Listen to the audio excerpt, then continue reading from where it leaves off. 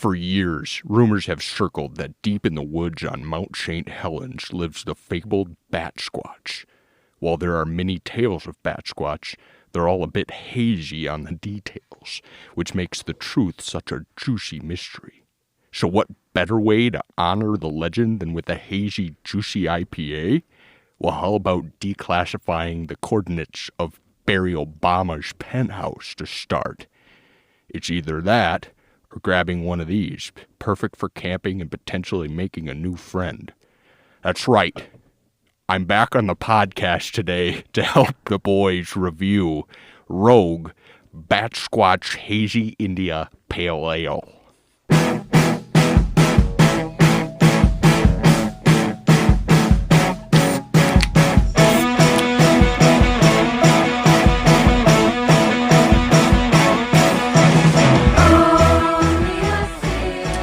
Welcome back, Jesse. Thanks for having me. I gotta go. I'm leaving. Bye, Jesse. I couldn't keep it up. Good luck finding Barry's penthouse. Yeah, I didn't know they were classified. He's dug up the classified documents that need to be declassified. Getting those coordinates Where out there's there. coordinates. So Jesse doesn't have any problems with all of the real estate and ventures of the current president, but he's still hung up on Barry's penthouse. He's hung up on Barry.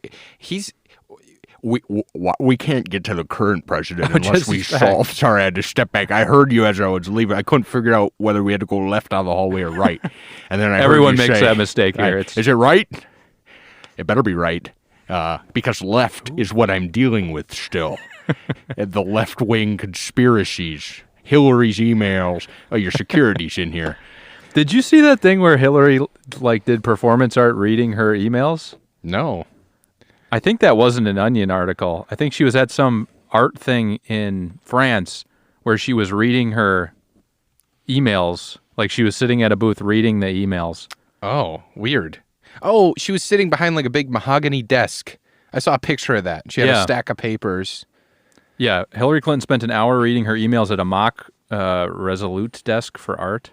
I don't know what a Resolute desk is. Interesting. So she was doing an art piece, not somebody else that hired her. Right. Oh, that's cool. That's interesting. I mean, I don't know why heard about this guy. I don't know why that has to exist, I guess is my only point. How many of us she's care? Staying busy. But is she just fueling this fire that doesn't need to be fueled at all? Can't we just be done? Maybe. But if you can't laugh at losing an election, it's true, driving the country into despair, what can we laugh at? We can't laugh at Donald Trump ignoring the climate crisis and sticking children in concentration camps. On that tone, how's the beer? The first few sips are very good. Yeah, you're a big hazy IPA guy. Mm-hmm. We've discussed on the pod before. I love it. This is the one type of IPA that I actually kind of enjoy, and this is nice. Yep. It tastes like orange juice. Yep. It's so that the way they hop it, we've talked about this on the pod as well, but the way they hop it makes the natural fruity flavors of the hops come out. The way they brew it, not hop it. You can't hop a beer. I don't know. But the way they brew it makes the natural fruity flavors of the hops come out rather than sort of the stark bitterness you get with some IPAs. And I also love it. It tastes fruity, but it doesn't taste like you injected juice into this. It's not a fruit ale. It's the fruity flavors of the hops, which works so well. They're always my favorite. They're always high in alcohol content. Well, I don't know exactly that's a separate issue, I think. Yeah, it is. But, I mean, these are extra special beers. Are you going to bring this up, the elephant in the room? You're going to do that. Sorry, I was going to compare this to other IPAs go ahead. We've had based on IBU. What do you think a double or a Sierra Nevada Torpedo IPA's IBUs were? Torpedo was not a hazy, so no. I would say its IBU was 80. This is 65, which I thought it was going to be higher too, because I didn't really like that one. This one's 54. It's not too far off that, but a little less bitter. 54, yeah, exactly. It's so much less bitter than a typical IPA. Actually, yeah, the Rogue Brewing Company, fantastic can design, by the way. Maybe an all-time timer on the show. We should remember to take pictures. Oh, yeah, we've never taken pictures. But they give it a little breakdown. If we can. Kind of like the, I'm doing my Jesse face for this picture. This is great. Oh, good stuff, Joe. They do a breakdown how they evaluate NFL players, the Spark test, and they have the the diagram Yes, pulling all the I skills. thought I recognized that thing from somewhere. That's what this diagram is. And so we're pulled totally towards tropical and citrusy, very little, almost no malt, very little bitterness and pininess. So, yeah, I love it. It's a really Ooh, they tasty also beer. have pair with it suggestions: white cheddar, grilled salmon, or strawberry shortcake. Wow. I don't know about those. I don't either. White cheddar sort of makes sense because the acidity will take away the bit saltiness a little bit or bite into it. Sure. Salmon, yeah, I guess. Strawberry shortcake, hard pass. Too much, sweet and acid Yeah, wouldn't mix for me. That doesn't mix well for me either. But yes, there's a special connection here, Joe. Now, while we'll never take a dime to influence our rankings, I want to preface everything we say with that. Yes. Reveal the special connection. Go ahead. So, nameless beer, Batsquatch. Yes. There's a podcast coming out soon, October 1st. It drops from REI. Our the friends at REI. Recreational Equipment.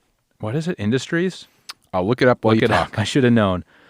They have been making a podcast with Cloud Studios Yes. for the past few months, and the podcast comes out October 1st, like I said. The first episode is about the Batsquatch. Not the beer, the mythical creature, the Himself. Batsquatch, which I think most listeners probably haven't heard of. Right. I certainly hadn't before we started Right. examining this partnership, which will not influence the rankings. We between can't these. be bought. We can't be bought like the Doughboys. REI, by the way, is Recreational Equipment Incorporated. That Which makes is more weird sense. because they're a co-op, but then they have like Inc. in their name, which makes them sound less friendly and co-op-y and I suppose that's why it's always REI and not... yeah. But I like the fact that they're a co-op. I like their business model. We can't be bought. I'm saying this of my own free will and volition. I really do, though. I love going into REI. It's a great wandering store. It's great. The Seattle store is beautiful. Yep. So much to do in there. And anyway, their podcast is called Camp Monsters, and basically they are going around the country and telling stories about different legends from different areas. Hell yeah. And Batsquatch is based up here in the Pacific Northwest, birthed from Mount St. Helens, the eruption. Okay.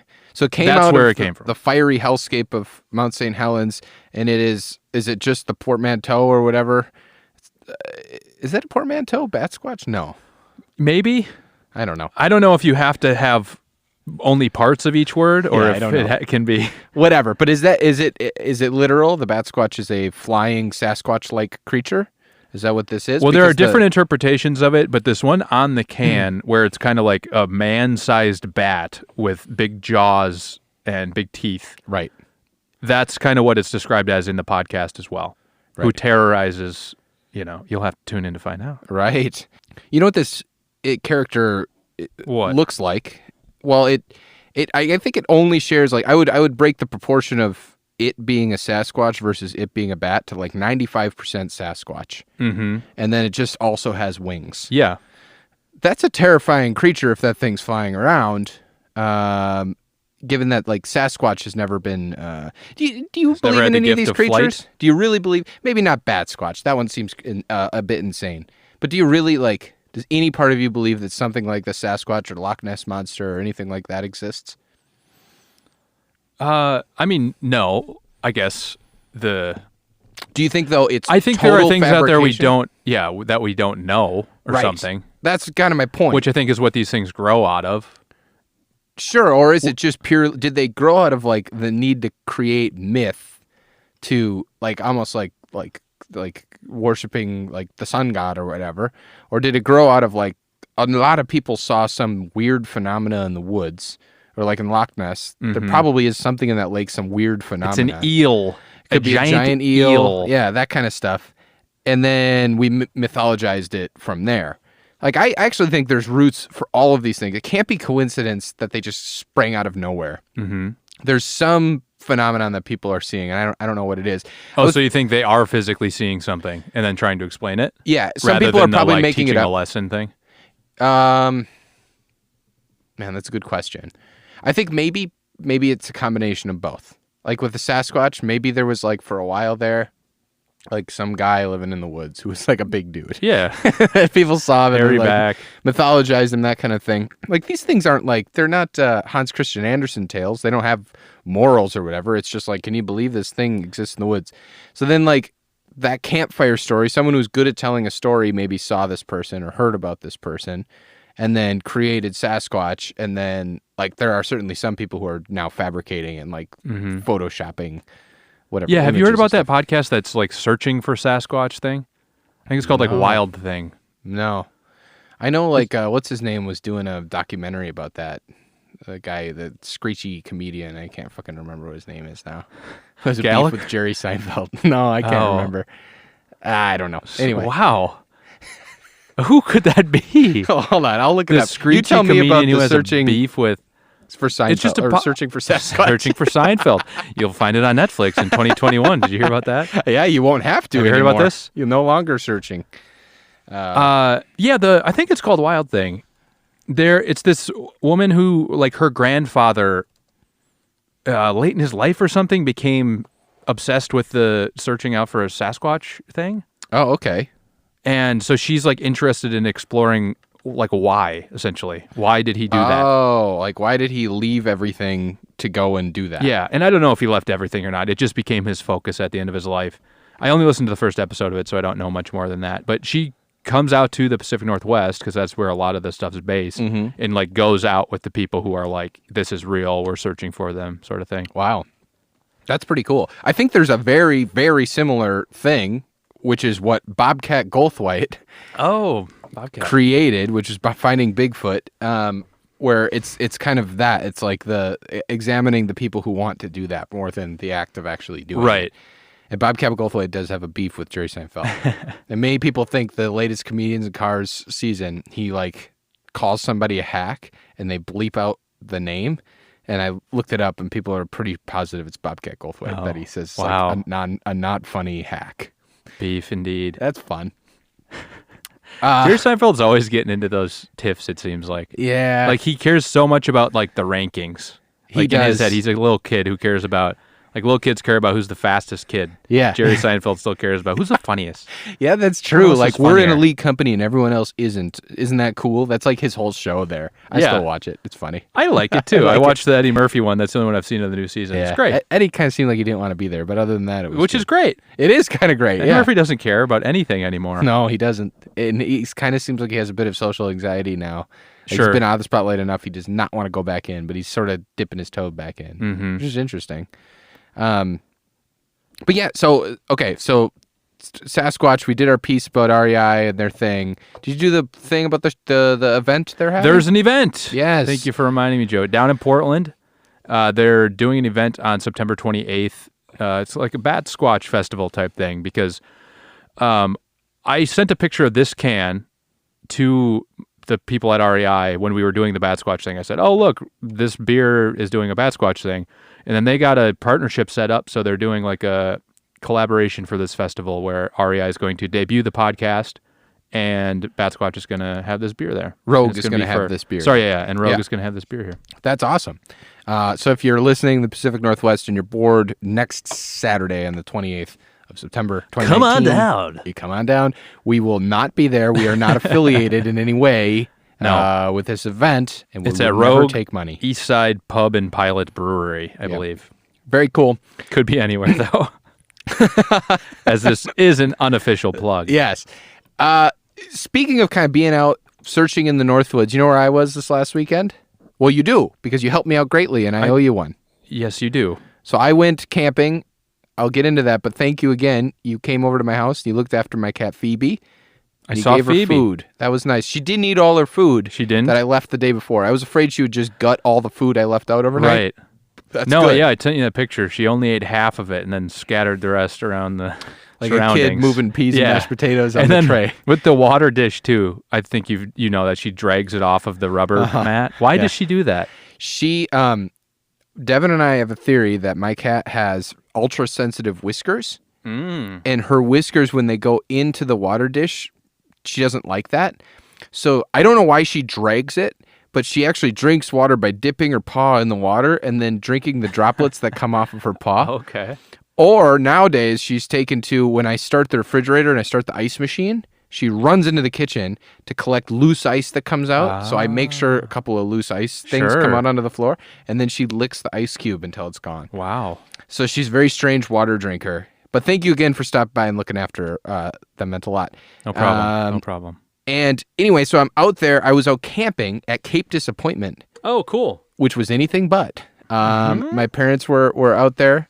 We did a bunch of hikes, went out on a lighthouse. It's where Lewis and Clark ended their expedition. It's where they found the Pacific. Oh, wow. Why were they disappointed? Cape Disappointment.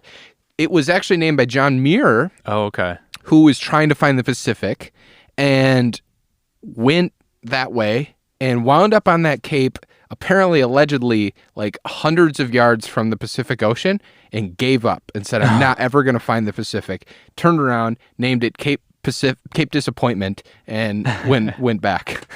Wow. So, yeah. Imagine how far he must have been thinking, like, I must be there already. Well, it's because the Columbia River at that point is like, I think it's like 8 miles wide. Where it dumps into the Pacific. So he just assumed the cape he was on was just going into the Columbia River, and that the river was just going to keep going, and he said, fuck it. And the stories say that he was like a couple of 100 yards away from the Pacific Ocean when he turned legend. around. Yeah. The legend builds. I thought it was Cape Disappointment because Lewis and Clark had finished their journey and they realized their friendship would never be quite the same once that great journey was over. Once the journey of 100 days they traveled, ranking every day subjectively. No, they traveled a lot longer than that. No, and that'll never happen. Cold cans forever. Are we saying that? Or are you Lewis and I'm Clark? Clearly. Damn it. I don't even know what that means. Why did Lewis get the top billing? Clark alphabetically should have got it. Or what's her name? Clark. Meriwether Lewis. Meriwether Lewis and Fuck, I don't Kent remember Clark. Clark's name. See, this is why I'm Lewis and you're. So anyway, Lewis and Clark, they shit out there at Cape Disappointment, found the ocean, were thrilled, but it was November, and Cape Disappointment gets like the worst storms in the Pacific Northwest. Okay. And they were just slammed for like a month and like almost died there in the Pacific. Like they made it the entire way. And then they like hunkered down, like Native Americans came and like they couldn't cross the 6 mile Columbia River to get back to the other shore to get like back to safety. Okay. And Native Americans paddled from across the river on a canoe, and they were like, we're stuck here. And the Native Americans were like, that's fine. We're going to trade with you. They traded, and then they just canoed back without Lewis and Clark. And Lewis and Clark could not. And they said they were the most skilled like canoeists they've ever seen in their lives. Wow. That they crossed like where the Columbia River was. Did you talk to Lewis and Clark? Yeah, they were there. Oh, wow. They're still stuck. You have to pay $25 for each of them to get an autograph. That seems like at a bargain, each one of though, their tables at this point. Well, I'll tell you what, when you're there, it doesn't seem like a bargain. Clark's a little cantankerous. Cantankerous Clark, they call him now. Oh, wow. Yeah, and he's you can't 200, take your he's 200 and some odd years old, too. But were there little signposts? Were you reading little signposts? Yeah, you actually can walk the Lewis and Clark Trail, where cool. allegedly, again, they were walking. And Cape Disappointment was beautiful. It was very cool. But an important note, it's near Astoria, Oregon, where Fort George Brewing Company is. And we went to the Fort George Brewery, and we had some good beers with my parents. Rogue's not going to like this plug on this SpawnCon. That's true. But it's not SpawnCon. We're an independent podcast.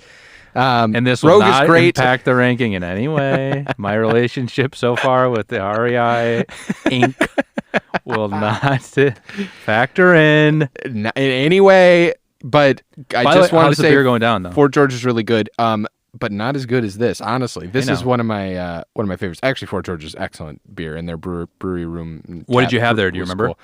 I had their 3-way IPA, which was the fucking best. You, Devin, your no, parents. enough. That's okay. 4. Someone's got a videotape. Parents, listen to this for God's sakes. It was good. The beer was good. Cut it. We'll cut this. Did you take sure. Douglas with you? We did. Why can't that be the 3-way? No, good mother of God. There are consent laws, Nick.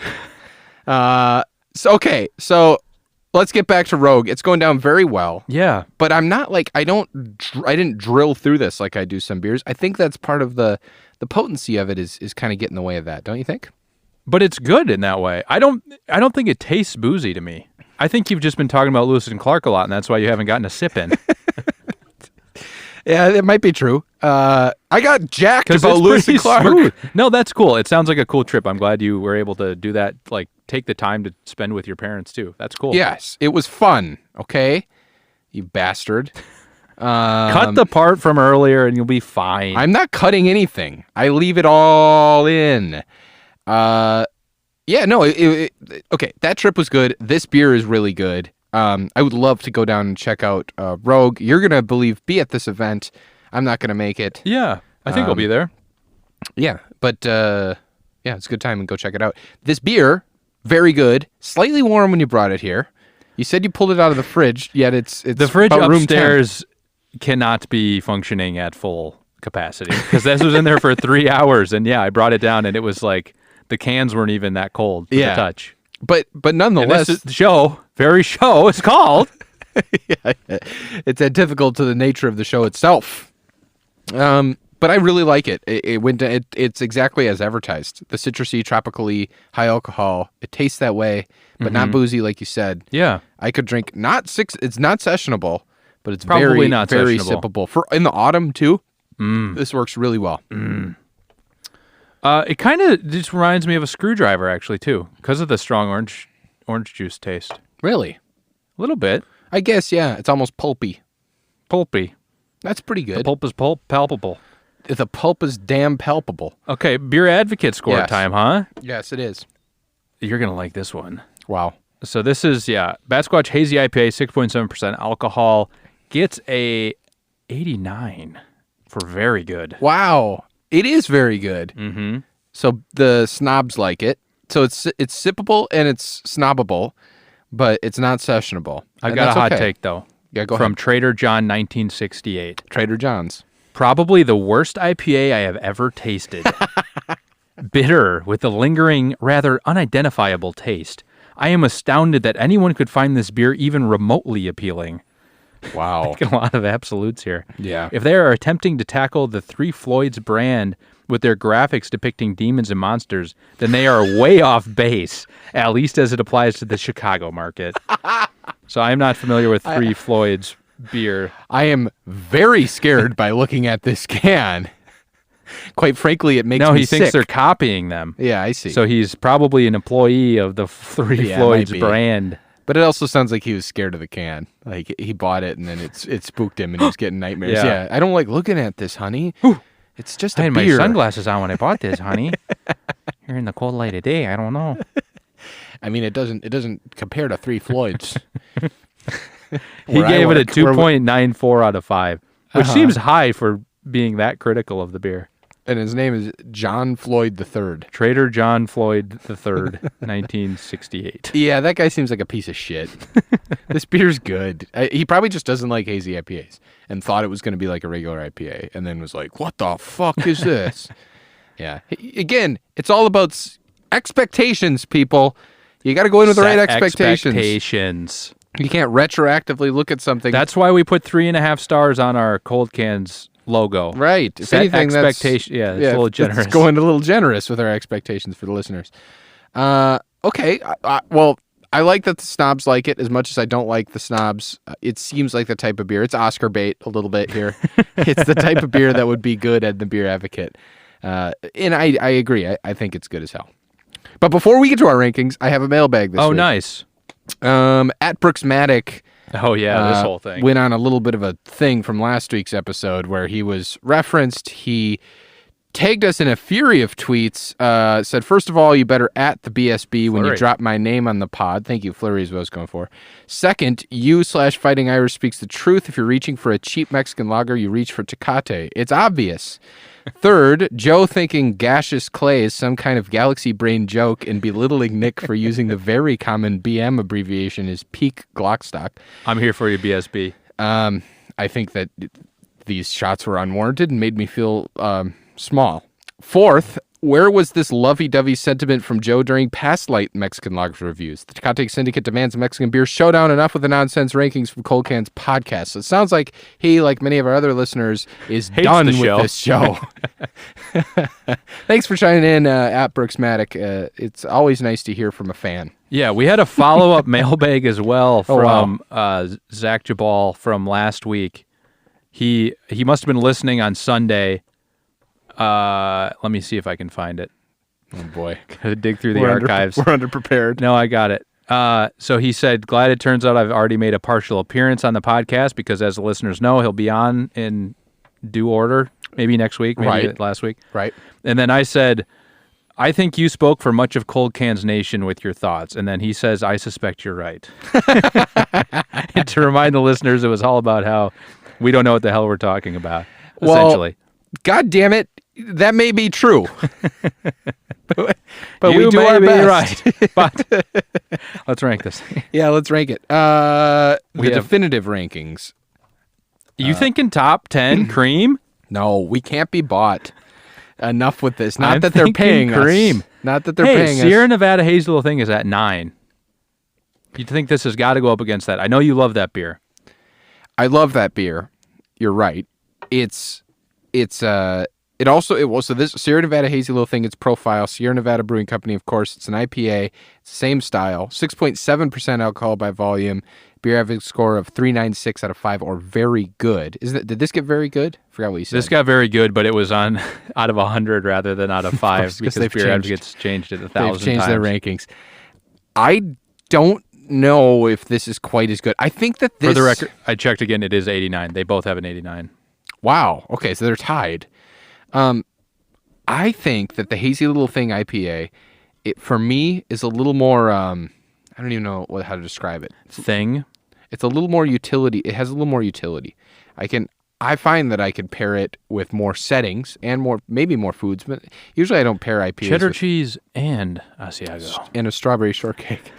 And this thing is like, it kind of, to me, it's strong enough that it's in my category of total sippers, very specific. I'm not always going to reach for this. I feel like I would reach for Hazy Little Thing IPA more than this. I agree. Actually, I think I like Hazy Little Thing. Yeah. And it doesn't just come off as pure orange juice. I haven't had one in a while. And this isn't going to affect your paycheck from this episode? Saying that? I don't get paid for any of this. Yeah, hopefully listeners know that. I do still think this is cream of the crop. It's an excellent, excellent beer. It's just very specific for me more than it. Strong oh, wow, adjectives. You're going against. Oh, I thought you went against the cream of the crop now. Are you looking in the Zen 10 or what? No, I'm in cream of the crop. Oh, you are. What are you talking about? You're a creamsman. That was a of agreement. Oh, wow. Okay. It's an excellent beer. It is. And we always take into account price point. We take into account subjectivity. And because we're getting, we have a cool partnership about this. And these may have been provided gratis. Hey, enough. We'll cut that. And it's a cool logo. It's a really cool logo. It's maybe cool the number one logo. Finish too. Like the matte finish of the can. Oh, the texture of the can is wonderful. That's a good point. And when the silver hairs of the Batsquatch catch the light, oh yeah, it's like it's a whole nother character. It's a whole nother dimension. Wow, now this changes everything. I like the font of Batsquatch 2. It's kind of like what was that? R.L. Stein. Batsquatch 2. I love that. Like that's the sequel to Batsquatch 1. Right. The R.L. Stein Batsquatch books, 2. Goosebumps. It's like the Goosebumps font. A little bit. Well, I'll tell you what, Camp Monsters podcast is better than any Goosebumps book. Yeah. Check it out October 1st, wherever you get your podcasts. I have a spot for it. It is in cream. If you're in cream, we could do a 3-2-1. I'm ready. 3, 2, 1, 11. 13. All right. So you have it below Traveling Like Kolsch, above La Fin du Monde. I have it below Radaburger, which is below La Fin du Monde, and above Optimism Brewery Before the Dawn. Shall we discuss? Let's discuss. La Fin du Monde and Radaburger, the two that are between us in these rankings. I really liked La Fin du Monde. That was actually the thing that stuck out to me. Taste-wise, you liked it? Yeah. I thought it was fantastic. I liked all the pageantry around it. Like, a friend bought that for us. It comes in a big-ass bottle, like a wine-type bottle. Well, a friend bought this one for us, huh? A little more financially disconnected, maybe. The first La Fin du Monde. I don't remember La Fin du Monde that much. Wow. I do. Okay. And I thought that beer was incredible. And if you go back and listen... Have you been bought by Unibrow? I have not. Trademark, the Anthony Davis trademark company. I have not. I really like that beer. It's like one of those special, always have it in your fridge, always have it on the rack kind of beers. Oh, that yeah? you pull out like when the Pope comes over. You're like, you want to have La Fin du Monde or what? And then number and then 12. he sings "It's the End of the World as We Know It." Yes. The Pope. It's It's the end of the world as we know it. Why is he singing that? Oh, because of La Fin du Monde. Man, I'm behind. This thing gets you drunk quick. Do keep up, Joe. Hey, I live just like Rogue tells me to on the back of this can. Dare, risk, dream. That's what I do in that order. That's going to tank it in the rankings for me. I don't like that. I don't like to do any of those things. Rataburger. You remember Rataburger? I drank Rataburger one time, and it was when you brought it in. Wow. But we have it at number 12. It was good. I'm trying it was to good rack discovery. I'm trying to rack my brain and getting up a Rataburger zero. You're trying to rack your burger. Zero burger. Zero Rataburger. Wasn't that a thing? Zero Burger? Was that a thing with Trump or something like that? Zero burger? I think it was. Let's check UrbanDictionary.com. Anyway, I can't think of anything with Rataburger, so I would definitely be willing to move it up higher than what I had it. I would move it up to 12. But so our sticking point's still on La Fin du Monde then. Nick's looking up. We Zero can keep it Burger. below that because it's heading into winter. La Fin du Monde's what, 9% alcohol or something? Yeah, it's intense. I'm gonna need that this winter. Okay, so if I'm not sipping brandy every night, maybe I'll factor in some La Fin du Monde. Okay, don't sip brandy every night. Why not? What is your brandy setting? Like, when are you bringing out brandy? Alone in a party? Lights dim, alone? Not alone, It's but lights I meant dim. like small group, just with your roommate. Yeah, it's a relaxed evening. I got a little Listen to music, watching snifter shows, of brandy, watching a probably movie. watching like a James Bond film or something. Wow, very that sort of specific. thing. So watching a movie and gonna settle in for a couple hours, you pour yourself a nice brandy. Yeah, That sounds wonderful. sink into the recliner a little bit. That does sound Get good. my feet up. Yeah, your gnarly ass feet. Do you have I have nice feet. Do you have a fake fireplace in your place? Yeah, I do. Right? Oh, turn that on. Yeah, put it the my brandy faux Batsquatch fur rug in front of it. Which was paid for by connections Now, you've made. well, all the back hair is mine, and then they commissioned the creation of the rug. Yes. They threw you a bone and gave you one of the rugs. Okay, so what is this conversation that's been talking me into La moving Fin du it up? Monde. You were going to move it above or below. You had it at 11. I now have it Yeah, at 12. let's move it below. Okay, so 12 is where we're going to slot it. Okay. Rogue, QB12. Batsquatch, QB12, Go Pack Go. And if you're bored on November 28th, 12 times September 2 plus 28th. 4. 12, Aaron Rodgers times 2. Sorry, September 28th. Aaron Rodgers times 2 plus the best quarterback of all time, Brett Favre. 4 Portland. gets you to 28. Look Go to it up. Portland. Go to Batsquatch Festival. REI, Rogue Brewing. Thanks, folks. Be there.